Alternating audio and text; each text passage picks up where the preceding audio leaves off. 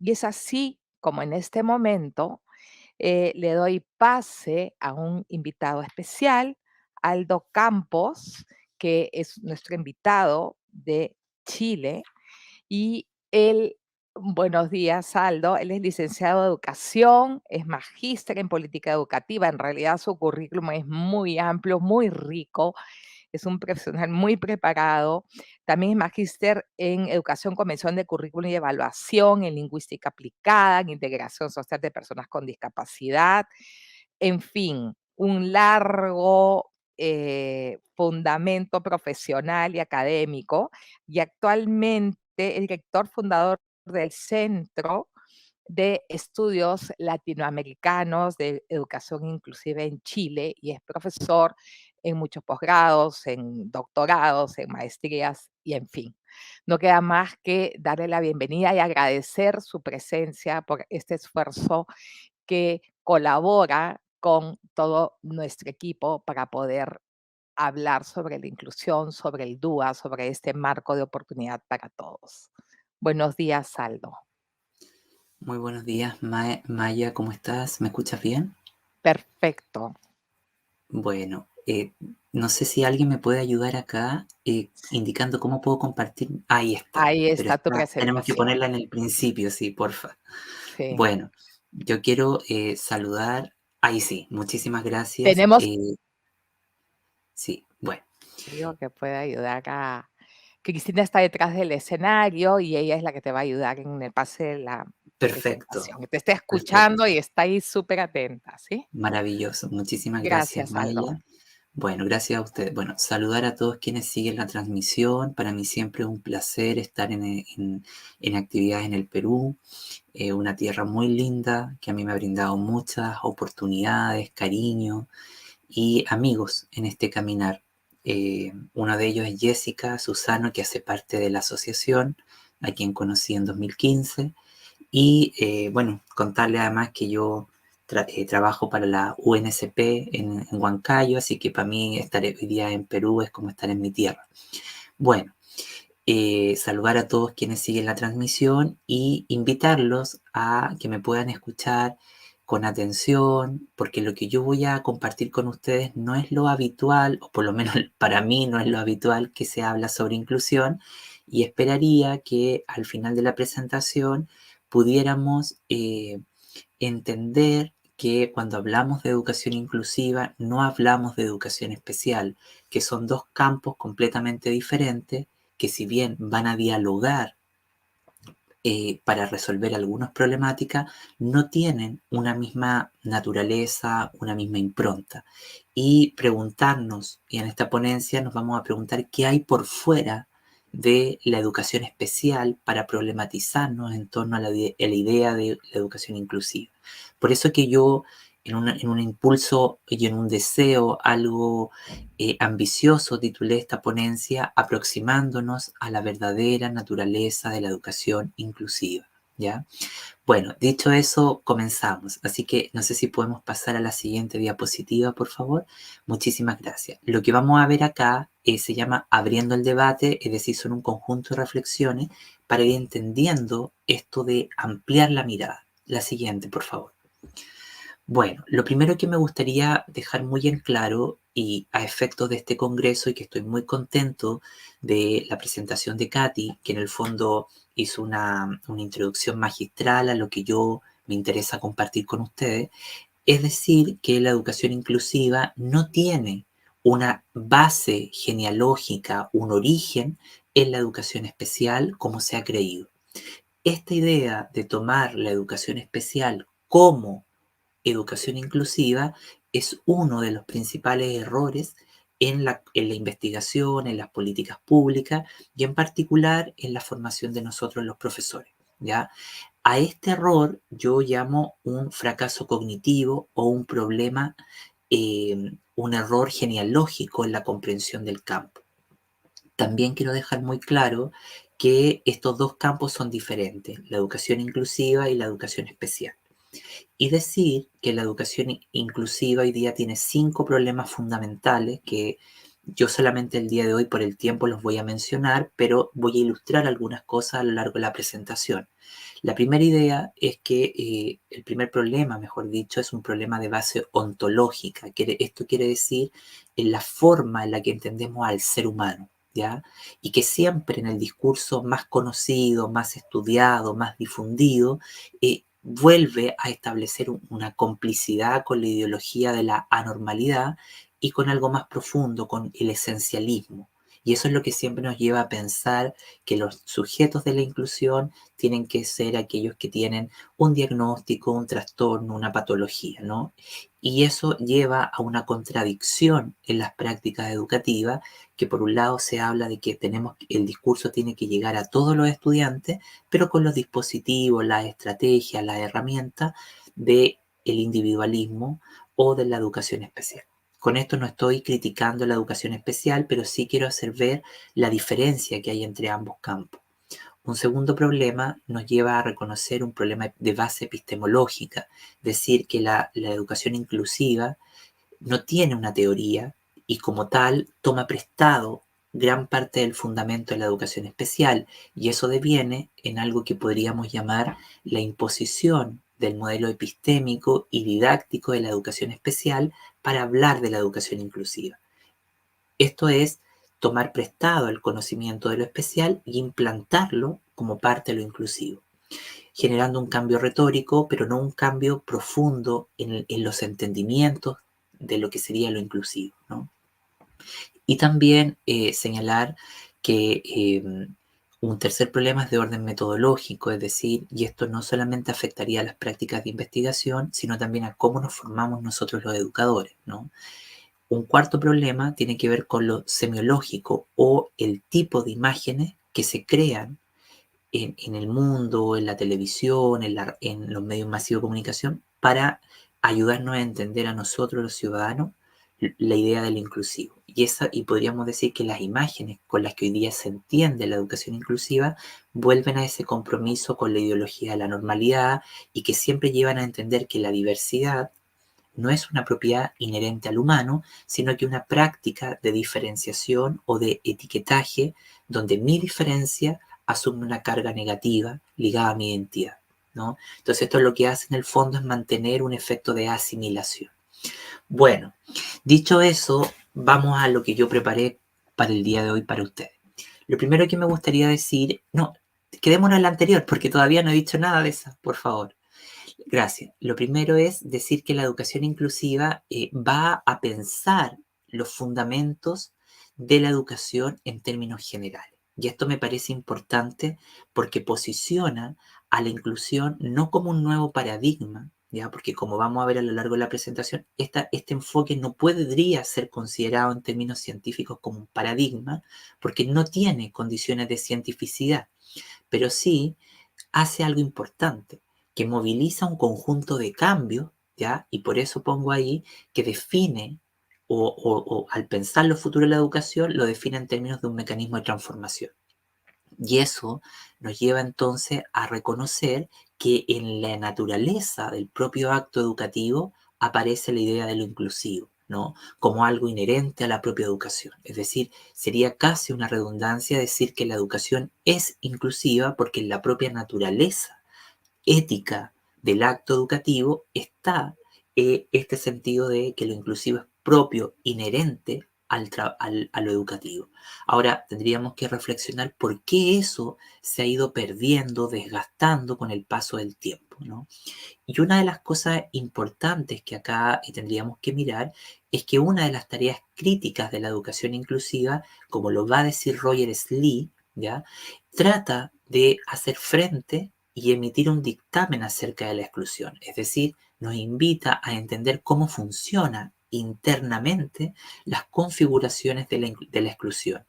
Y esto, entonces, como tercera idea inicial, nos dice que la educación inclusiva presenta una naturaleza epistémica y metodológica diferente a la educación especial. No son primas hermanas, sino que comparten un campo de relación, pero no tan estrecho como pensábamos. Si bien podríamos sostener que si bien la educación especial es una forma de inclusión, la inclusión no es necesariamente una forma de lo especial, y esto la va a definir como un complejo dispositivo de transformación del mundo. Ahora sí, la siguiente, por favor. Todo esto entonces nos va a... Pasamos a la siguiente, gracias. Entonces todo esto nos lleva a reconocer que tomar la educación especial como educación inclusiva va a ser repetir el mismo fallo que hoy día se viene arrastrando en el mundo académico y que se reproduce a nivel de las políticas públicas. Este problema a nivel de las políticas públicas reproduce lo que yo denomino el problema ontológico de los grupos sociales. ¿Y qué es esta cosa? Dirán ustedes, ¿no? Bueno, el problema ontológico de los grupos sociales no es otra cosa que el efecto de entender las diferencias que son constitutivas del humano en términos negativos. Es decir, que el ser indígena, el ser discapacitado, el ser mujer, el ser trans, el ser lesbiana, ¿ya? O el ser migrante, o el ser un estudiante de padre separado, etcétera, va a tener una carga negativa y por lo tanto va a generar prácticas de diferenciación social. Siempre para que el problema ontológico de los grupos sociales, que es la concepción de la diferencia en términos negativos y que genera prácticas de diferenciación, opera siempre asociado a la identidad del ser. ¿Ya? Y esto nos lleva entonces a reconocer que la educación inclusiva que más conocemos no es otra cosa que una extensión ya calcada de la educación especial. Entonces lo que hoy día disfrutamos como conocimiento, ¿ya? O como discurso, no es otra cosa que una visión neoespecial, una nueva forma de educación especial, pero lo que hace este discurso es atrapar la verdadera identidad de la educación inclusiva.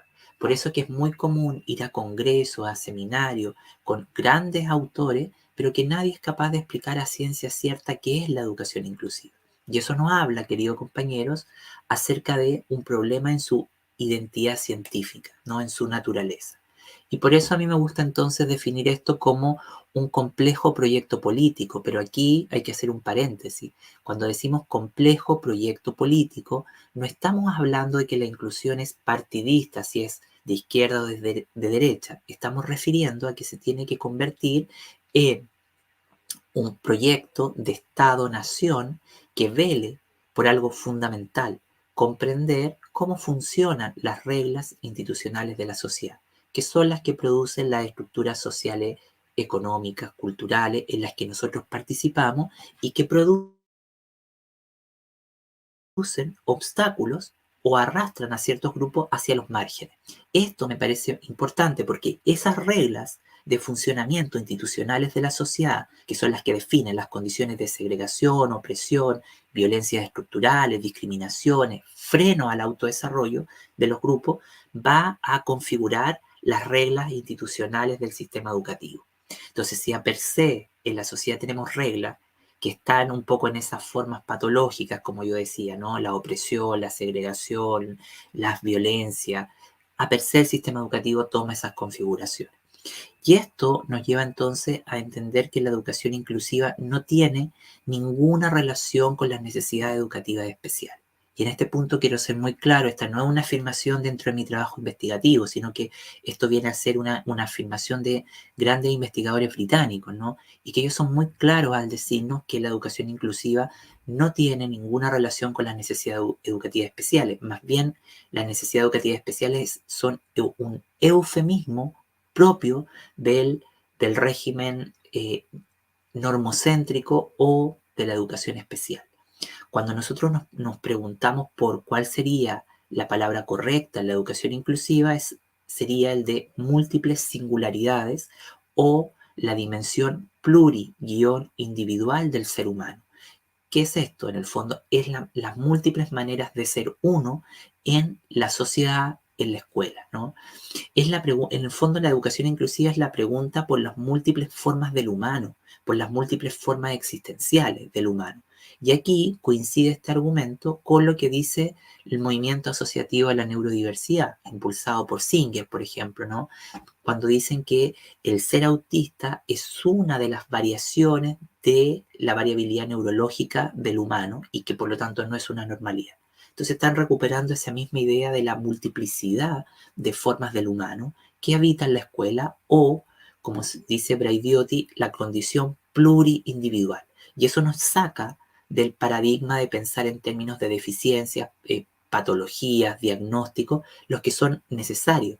Pero el problema de los diagnósticos es que se convierten en explicaciones sociales y definen el universo de posibilidades de los sujetos que están justamente en la escuela. O, en palabras más simples, definen que si yo tengo TEA, este es mi universo de acción y que por lo tanto se crean representaciones o un material de comprensión sobre el sujeto que termina limitando esas oportunidades y en el fondo eh, castrando la propia existencia. La siguiente, por favor.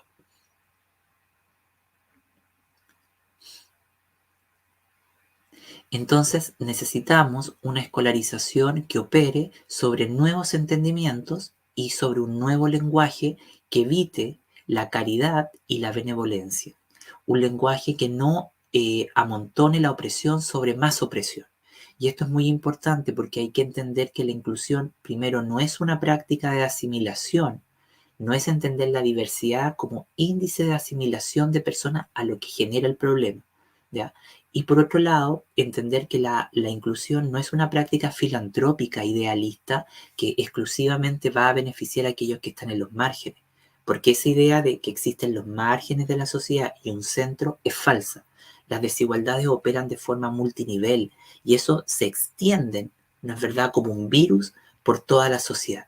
Entonces, pensar en términos de margen y centro viene a ser una ficción eurocentrada que es poco fértil para entender las desigualdades. Por eso aquí esta diapositiva dice con mucha claridad, necesitamos un lenguaje que no amontone opresión sobre más formas de opresión. Y esto en el discurso que hoy día tenemos en materia de inclusión, mayoritariamente lo que hace es reproducir una concepción liberal. Esto quiere decir que por un lado reconocemos la diversidad, las diferencias, pero seguimos justamente operando con acciones que atornillan al revés para poder implementar esto en la escuela y organizar la enseñanza, las prácticas educativas en esa dirección. La siguiente, por favor. Entonces, la educación en general podríamos concluir que está repleta de discursos clínicos y benevolentes específicos y segmentados que, en efecto, van a formar un discurso de escaño en general. Por ello, el lenguaje de las necesidades educativas especiales no es un lenguaje que valore a las personas ni los prepara ni menos los prepara para la inteligencia social. Y esto es lo que yo aparecía en la diapositiva anterior, un lenguaje que no se monte sobre más opresión. La siguiente, por favor.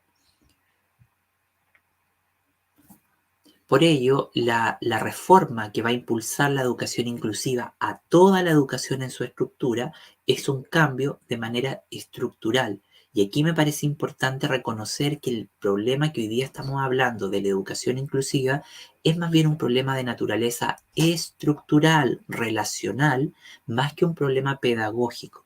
Porque la verdadera inclusión se hace carne cuando nosotros salimos de la escuela y participamos activamente de la sociedad, ¿no? Por ello, la reforma de la educación como un empeño inclusivo es una tarea multifacética y compleja que se adentra en las estructuras más profundas de la educación y la escolarización para producir diferentes políticas, prácticas y culturas.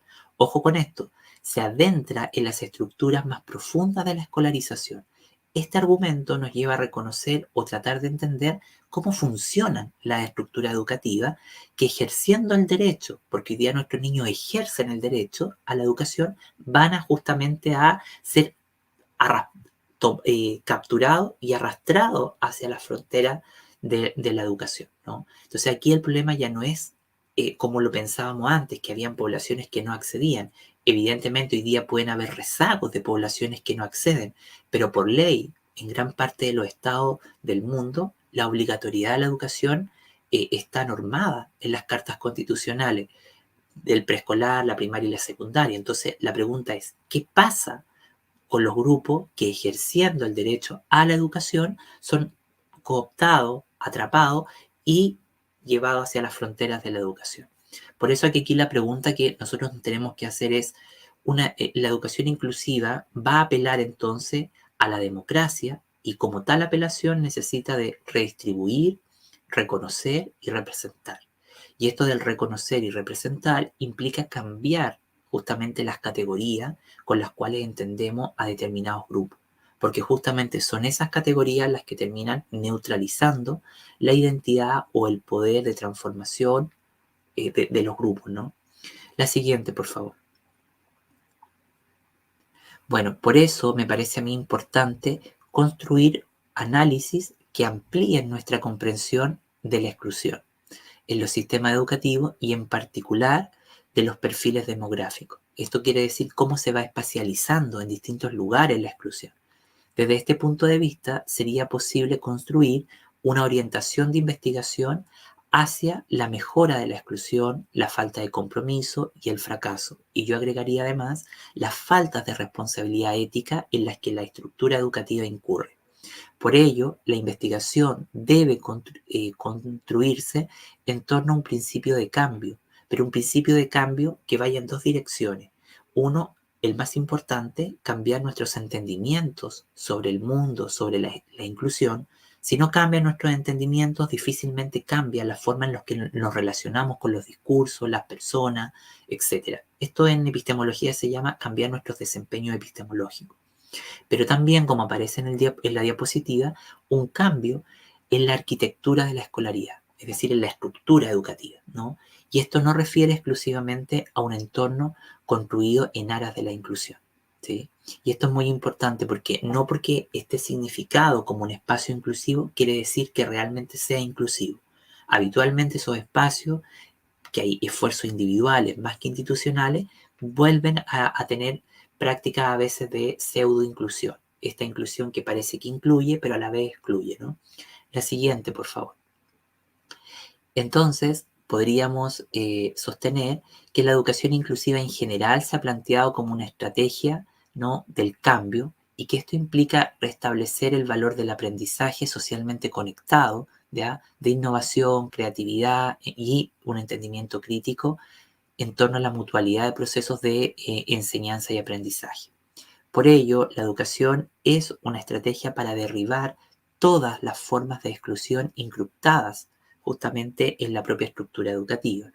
Y finalmente decir que el problema es que las administraciones educativas, los departamentos de educación especial tradicional de las universidades, la política pública y en particular la corriente principal de investigación educativa han asimilado el discurso de la educación inclusiva y este, para bien o para mal, ha generado un cambio. Y eso es lo interesante, que a pesar de que hemos estado confundiéndola con la educación especial, ha generado un cambio en que nos ha sensibilizado para tomar conciencia de los cambios más estructurales, profundos que la educación debe gestionar. La siguiente, por favor. En ese sentido, entonces, a mí me gustaría dejar ya ir a lo más profundo, decir que la educación inclusiva no puede ser concebida como una disciplina, una disciplina de estudio, un campo cerrado, algo que se construye a sí misma, producto de que no posee un objeto claramente definido. Y eso es lo que hace complejo entender y definir este campo, porque en ella confluyen múltiples cosas. Este es un campo que viaja por múltiples proyectos, teorías, métodos, conceptos, ¿no? Y esto nos lleva entonces a entender que la complejidad de este fenómeno va a desbordar los marcos de conocimiento que nos puede dar la psicología, la antropología, la sociología, la interseccionalidad, el feminismo, las teorías queer, etcétera, ¿ya? Por eso que podríamos decir que va a desbordar los marcos disciplinarios de los paradigmas actuales que constituyen el conocimiento.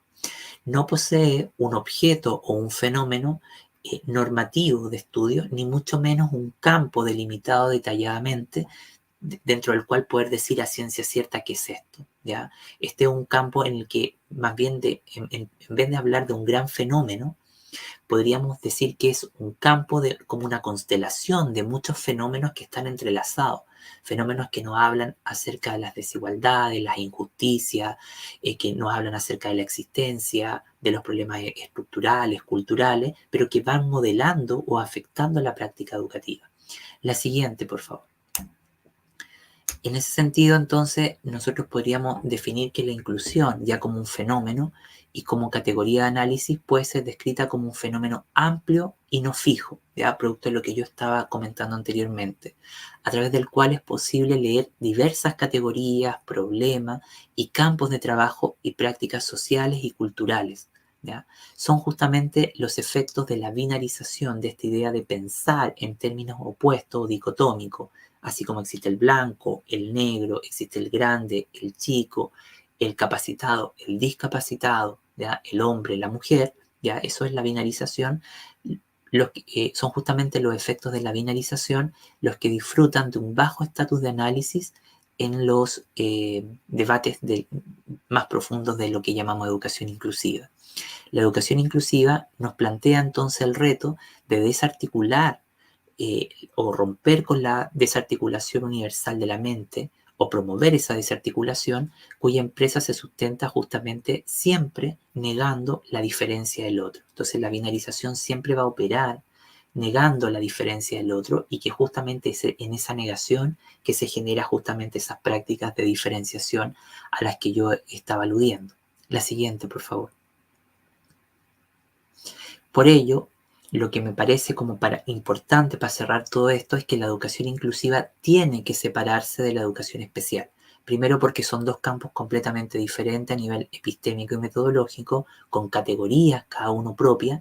Y segundo porque la educación inclusiva es un proyecto político complejo que redefine el funcionamiento de las reglas institucionales de la sociedad, ¿no? Y que en el fondo, si comprendemos eso, podemos atacar el corazón de los problemas que generan los problemas de inequidad o de desigualdades más profundos de nuestros países. La siguiente, por favor. De este modo puede restaurarse como una plataforma auténtica para afrontar la opresión y la desventaja que enfrentan diversos grupos. La educación inclusiva debe manifestar en la práctica su impaciencia y rechazar una falsa política de inclusión, que es lo que hoy día más conocemos producto de esta travestización, confusión que tenemos con la educación especial, ¿no? Y aquí es muy importante rescatar la educación especial, pero entender que esta tiene que actualizarse a la luz de todo lo que hemos estado conversando, ¿sí? Yo soy un férreo defensor de que la educación especial tiene que seguir estando en el sistema educativo y que no, porque hablemos de inclusión, esta tiene que desaparecer. Porque ahí hay una lectura errónea cuando se dice que ella es segregadora, porque la historia de la educación nunca segregó, sino que se hizo cargo de estudiantes que eran expulsados por la propia escuela regular. La siguiente, por favor. Bueno, esto entonces nos lleva a reconocer que la lucha por la liberación de las minorías culturales, ¿ya? Puede llevar a su comunitarización o, en otras palabras, a la subordinación o a un poder cultural autoritario que va a sancionar o definir quiénes tienen que ser incluidos y a qué. Por ello, la absorción va a ser una consecuencia práctico y política de la ceguera analítica de la injusticia estructural. Este argumento, que erróneamente vincula la acción de la educación inclusiva a través del movimiento de personas desde su ubicación en los márgenes sociales a unas instituciones sin cambio. Y esto me parece importante porque aquí hay dos cuestiones que yo ya mencionaba, pero no las quiero dejar pasar. La primera es cuando habla de la absorción. No, la educación inclusiva no absorbe más estudiantes para ponerlo en la escuela. La educación inclusiva no absorbe estudiantes para aumentar el número de niños matriculados en la escuela y decir que están incluidos, sino que es entender que la absorción es lo que hacemos. Absorbemos grupos que supuestamente están en los márgenes, los ponemos en la escuela, pero la gramática de la escuela, el funcionamiento sigue funcionando como de costumbre, y esto genera un cambio más bien retórico y no profundo en el funcionamiento de la gramática escolar o del aparataje institucional, didáctico, pedagógico. Y por otro lado, esto nos lleva a reconocer que las desigualdades no se resuelven arrastrando o desplazando grupos desde los márgenes hacia un centro. Porque ya Peter McLaren y Henry Giraud nos decían que ese efecto de desplazar grupos de los márgenes hacia el centro va a producir lo que nosotros llamamos, lo que ellos llaman, perdón, llamados vacíos de la diversidad, que va a ser una empresa propia del capitalismo global en el que en aras de la justicia, se enuncia, se habla en nombre del otro, se crean decretos en nombre del otro, pero sin resolver las verdaderas problemáticas estructurales, relacionales, políticas, culturales y educativas de ciertos grupos. ¿Ya? Entonces, en el fondo, aquí hay que entender que las desigualdades son multinivel y atraviesan de manera relacional a múltiples grupos de la sociedad en distintas escalas, por supuesto, ¿no? Y eso define que van a haber grupos que van a tener una posición más lejana del derecho a la educación y otros más cercanas, y eso tiene que ver con la redistribución de los recursos y de las riquezas de cada país. La siguiente, por favor. Todo ello, esta argumentación que yo estoy planteando, nos invita a entender la educación inclusiva y su relación con la otredad, pero más allá de la herencia de la educación especial, porque la educación especial en su propia racionalidad, en su concepción teórica, didáctica, no tiene insumos para resolver estos problemas que estamos conversando. Y es ahí donde se abre la discusión. La siguiente, por favor. Por ello, podríamos sostener como síntesis que la inclusión como fenómeno cultural, estructural y político es un complejo proyecto político y una desconocida praxis relacional. Y esto es importante, porque la inclusión no es aglutinar más estudiantes en la escuela, sino que es producir otras formas de relacionamiento, convivencia social, modos de coexistir. Es alterar los dispositivos que producen la subjetividad, es decir, mi relación con el mundo, cómo yo me percibo, cómo yo me relaciono, cómo la información que la televisión, los diarios me van configurando mi entendimiento. Por eso a mí me gusta definirla como un nodo, como un espacio, un momento, un fenómeno ¿ya? Histórico que responde a esta época, que es contingente, eso lo define eminentemente político, que es estructural, el funcionamiento de la sociedad, y es heterogéneo, porque amalgama a múltiples grupos que no necesariamente están atravesados por la discapacidad. Y esto nos lleva a reconocer que el principal reduccionismo que hay a nivel mundial para hablar de inclusión es reducir a las personas en situación de discapacidad. Y la pregunta es, si la educación inclusiva no es educación especial, entonces ¿qué es? Y ahí podríamos decir entonces que es una lucha contra el fracaso, contra la opresión, pero en términos epistemológicos es un profundo dispositivo de cambio, de transformación de todo el aparataje que constituye la ciencia educativa, ¿no? Y que ahí me parece a mí que hay una cuestión muy interesante de poder mirar, que es lo que viene a continuación, ¿ya? La siguiente, por favor. Por ello, podríamos decir entonces que la inclusión y la educación inclusiva no es un sinónimo de una práctica filantrópica, sino que es algo mucho más complejo, más complejo que un cliché, porque nos lleva a pensar justamente en torno a la dimensión estructural, al diseño estructural que nosotros habitamos en nuestras sociedades. La siguiente, por favor. Por eso, la inclusión para efectos de esta presentación debe concebirse y conceptualizarse como un poderoso proyecto político que va a estar preocupado por examinar la identidad, la diferencia, el privilegio, la opresión, pero nunca va a ser una práctica específica para niños especiales. Eso me parece muy, muy importante poderlo entender, de poderlo mirar, porque es el error que pensamos, como que en el área de incluir formamos una práctica específica para ciertos niños específicos y no olvidamos que la inclusión como fenómeno es una atribución general a la propia educación. ¿Sí? La siguiente, por favor. Por eso ya la educación inclusiva no es un eslogan, es algo mucho más complejo. La siguiente. Bueno, y aquí tenemos tres argumentos como para ya ir arando el camino. El primer argumento nos dice, la educación especial es una forma de inclusión, pero la inclusión no es necesariamente una forma de lo especial, es un mecanismo de transformación del mundo y del sistema educativo. Como argumento 2, podríamos decir que cuando la educación inclusiva se confunde con la educación especial, se impone una falsa política de transformación. Por ello, la inclusión nada tiene que ver con las necesidades educativas especiales, ¿ya? Y uno de sus propósitos va a centrarse en entender las múltiples formas del humano o los múltiples modos de existencia, ¿no? Las múltiples singularidades. Y como tarea 2, va a intentar hacer frente y emitir un dictamen en torno al funcionamiento interno, la mecánica de operación de la exclusión. Y como argumento 3, el que introduce lo que vamos a ver a continuación, nos dice que no sabemos con exactitud qué es la educación inclusiva. Que esto me parece importante porque aquí está el meollo de este enredo teórico, conceptual, categorial en el que nos movemos habitualmente. La siguiente, por favor. Bueno, y aquí entonces llegamos a la pregunta que yo ya mencionaba. Si la educación especial no es educación inclusiva, entonces ¿qué es?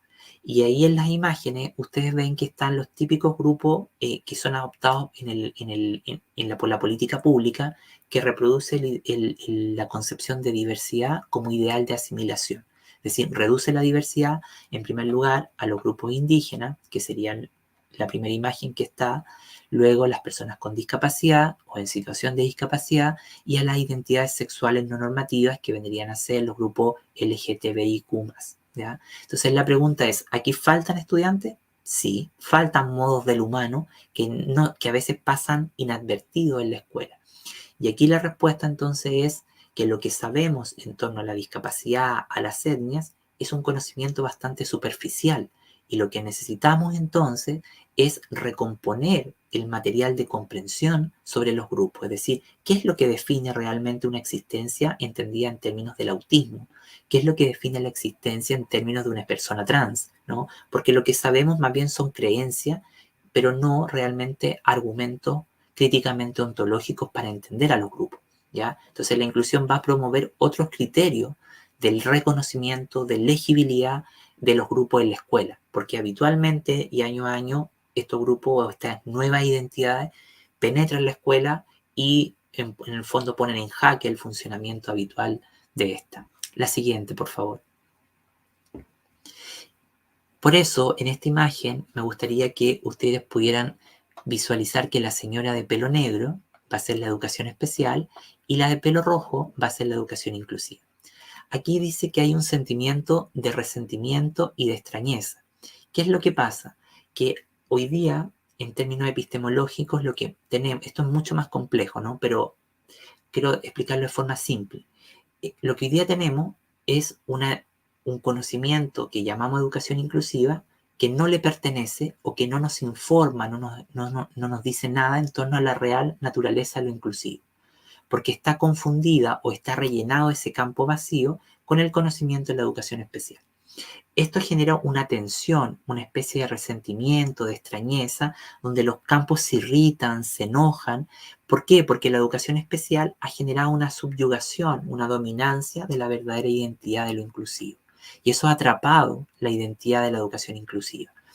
Entonces, aquí podríamos ver que hay una especie de castración en la comprensión de la propia educación inclusiva para poder resolver los problemas más apremiantes del mundo que habitamos. La siguiente, por favor. Por eso podríamos entonces decir que en el fondo la educación inclusiva y la educación especial nada comparten en su naturaleza analítica y metodológica. Esta singular modalidad de relacionamiento va a imponer una cadena de herencias o de asociaciones que en el fondo lo que hacen es desvirtuar, atrapar o omitir el verdadero rostro y la verdadera identidad de la educación inclusiva. Este efecto impone una condición soberana de lo especial, de la educación especial, y aquí nos enfrentamos al fallo genealógico más evidente que este campo tiene y que en el fondo ha pasado inadvertido en las políticas educativas, en la formación de nosotros los investigadores, los profesores, etc. La educación inclusiva entonces se presenta como una noción imprecisa, vaga, elástica, lo que da cuenta que hoy día, frente a la confusión de esto, da paso a una política de todo vale, es decir, que cualquier cosa que le pongamos el adjetivo inclusiva pareciera que es inclusión y no todo lo que hay en el mundo es inclusión, ¿ya? Sus contornos son flexibles y su extensión aborda una infinidad de elementos y eso la podemos definir como una constelación de análisis donde se aglutinan muchas cosas diferentes.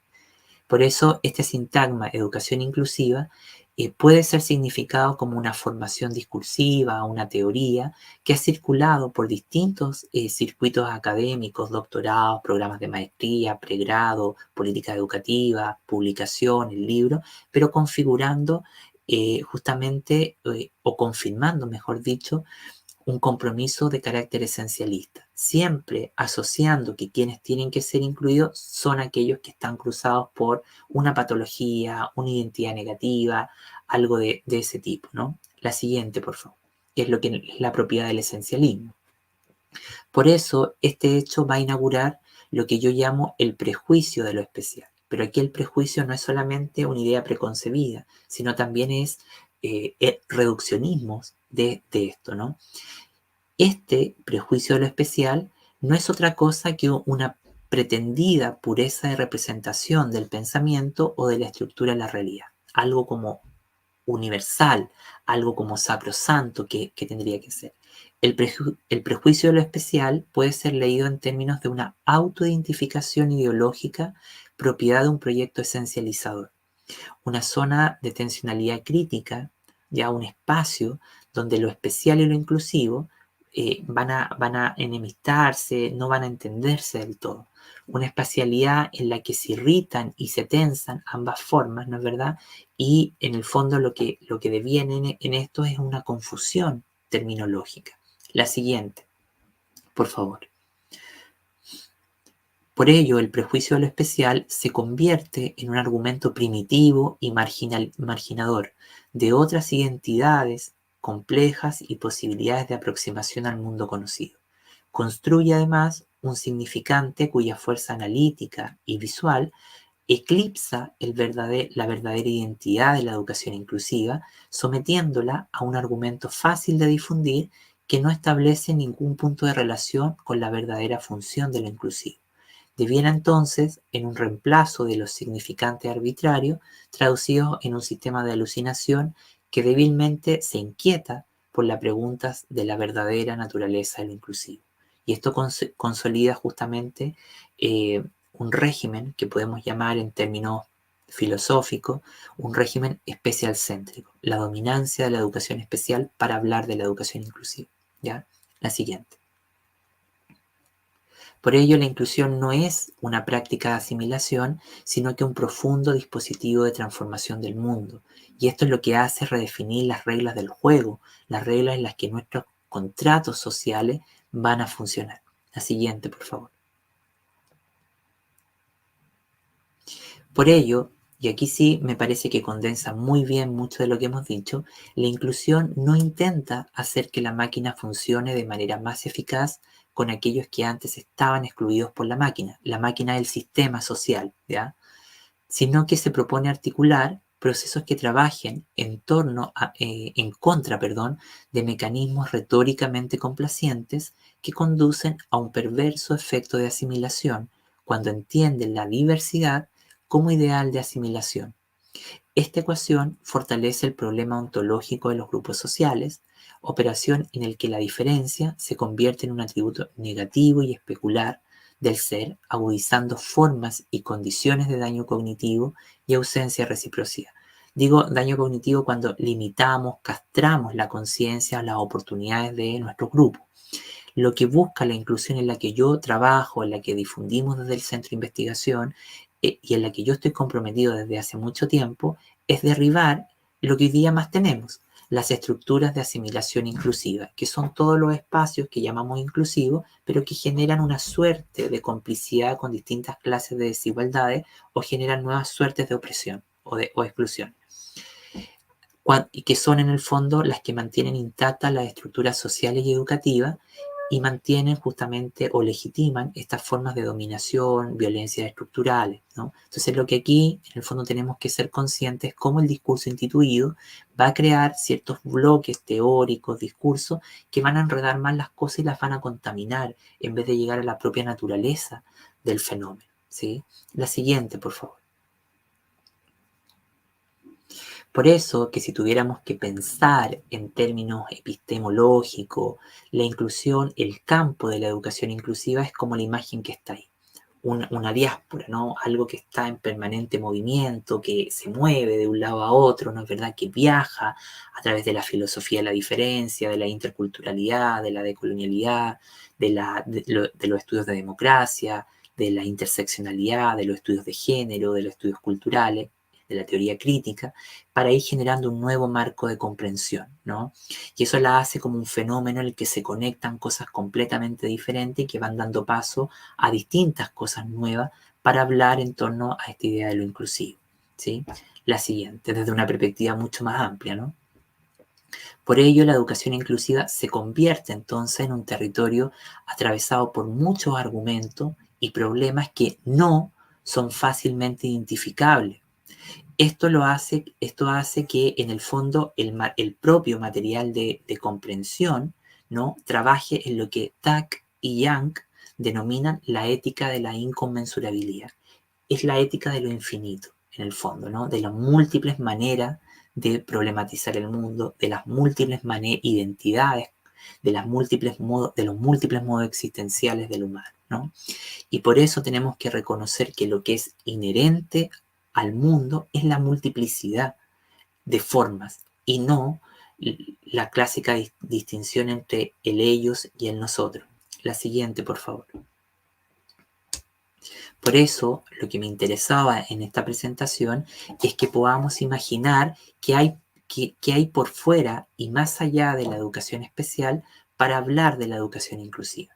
Pero para esto debemos entender que lo inclusivo no es una extensión de lo especial, ni tampoco es fértil considerarla como un ascendiente directo de esta, sino que más bien la inclusión nace, como aparece acá en la imagen, de múltiples enredos genealógicos. Es un campo con múltiples raíces que van a construir ese conocimiento. Y que muchas de esas raíces son lo que Tadeo de Souza llama el momento poscrítico. Y ese es el momento que hoy día vive la educación. Hoy día vivimos en un momento poscrítico. Un momento poscrítico es el que está preocupado por la raza, por las múltiples identidades, por las demandas de género, las demandas de las mujeres, los afrodescendientes. Y por lo tanto la inclusión nace de muchas de esas discusiones, pero construye un paradigma diferente a lo poscrítico, ¿ya? Y eso es lo que me parece importante que hoy día tenemos que develar, ¿no? Cómo se apertura ese nuevo paradigma crítico en el que nosotros vamos a compartir, a existir o a desarrollar los procesos educativos. Una pregunta, ¿cómo estoy en el tiempo? Porque yo creo que ya estoy, ¿no?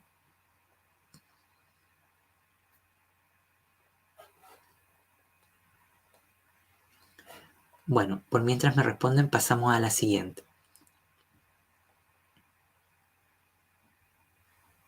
Y ahí está la imagen de este rizoma, de estas múltiples raíces, hebra, que van a ir de donde la inclusión va a ir naciendo, ¿no?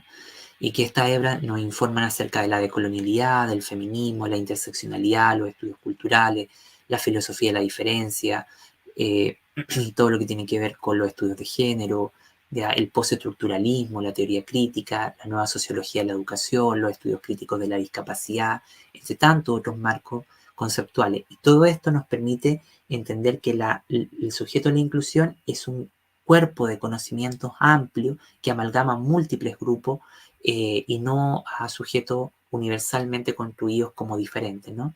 Maya, yo te preguntaba si ya Sí, estoy en sí, el sí, sí, tiempo. sí, justo me han subido en escena. Estás en tiempo, tienes unos Súper, 5 o 10 minutos todavía, súper, así que muchas puedes gracias. continuar. No, gracias a Gracias. ti. Bueno, pasamos a la siguiente, por favor. Entonces, todo esto nos lleva a reconocer que hoy día lo que tenemos es una relación edípica de lo inclusivo con lo especial, ¿no? Entonces, sus contornos de definición van a operar por fuera y más allá de todas estas raíces, ¿no?, en las que esto se va construyendo, ¿sí? Y que en el fondo lo que nos lleva a reconocer es que la inclusión, como aparece en la imagen, es como esa dispersión de elementos, de conceptos, de teorías, de sujetos, que van a ir ensamblando una nueva comprensión, ¿ya?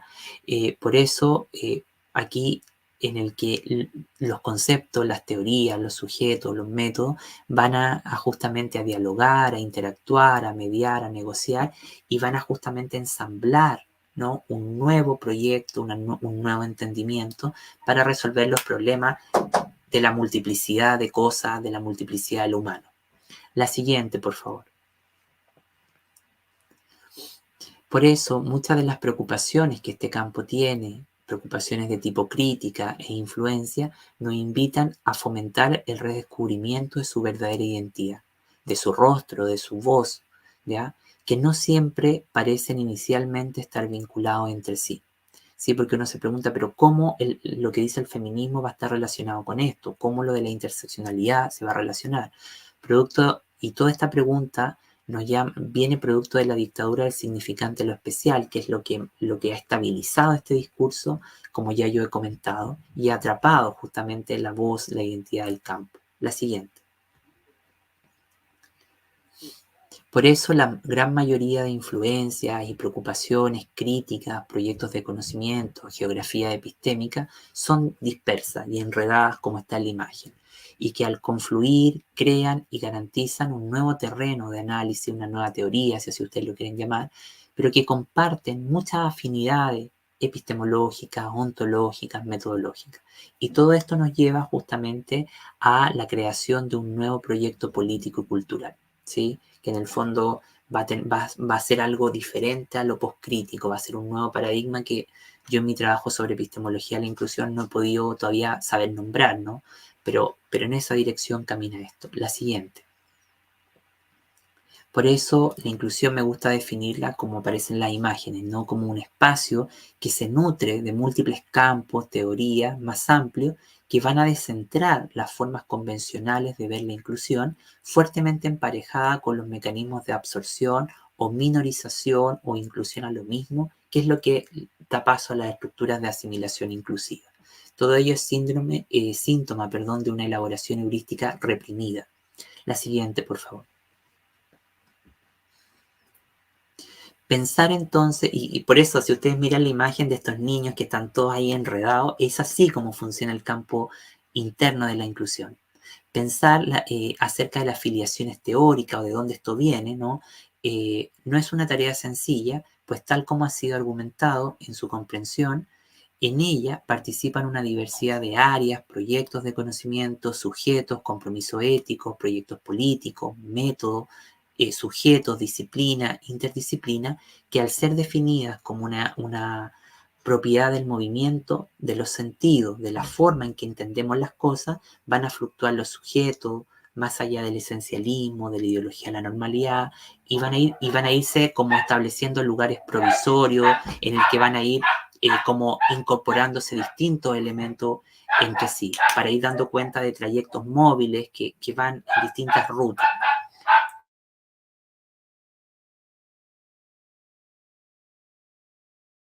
Por eso vamos entonces a la siguiente, por favor. La presencia entonces de los múltiples enredos genealógicos permite sostener que hay muchas maneras de estudiar la educación inclusiva, concentrando nuestra atención sobre la capacidad sígnica y visual, o bien como un proyecto de conocimiento en resistencia, una praxis crítica, ¿no es verdad? Y una estrategia de análisis que va justamente a llevarnos hacia rutas completamente desconocidas, pero interconectando múltiples cosas que pareciera o piezas de un puzzle que pareciera que no pueden ensamblarse, ¿no? Eso es lo que me interesa poder decir. Y la siguiente, para ya cerrar, también podríamos entonces decir que es posible analizar los diversos temas que estructuran el campo de los estudios de la educación inclusiva desde los estudios críticos, por ejemplo, desde la interseccionalidad, lo postcolonial, lo decolonial, la filosofía de la diferencia, los estudios culturales, los estudios de la mujer, los estudios de género. En suma, una gran constelación de campos que van a ir enriqueciendo esta discusión y van a descentrarla de esta mirada esencialista, individualista, que siempre puntualiza en la comprensión negativa de las diferencias y vuelve una complicidad con el esencialismo y el individualismo. Por eso la inclusión no es una categoría homogénea, sino que tiene múltiples maneras de significarse. Con esto de mi presentación, que yo lo voy a detener acá, me gustaría, solamente mi propósito era que pudiésemos entender que hablar de inclusión es mucho más complejo que lo que hemos pensado, y que este discurso, que parece bien intencionado, hoy día no está resolviendo los problemas más apremiantes o los nudos críticos que en nuestras sociedades subyacen, que están ligados a problemas eminentemente estructurales y de diseño seculares, económicos y políticos que van a albergar esta mirada. Muchísimas gracias por su atención y espero que haber suscitado alguna idea, algunas preguntas en cada uno de ustedes.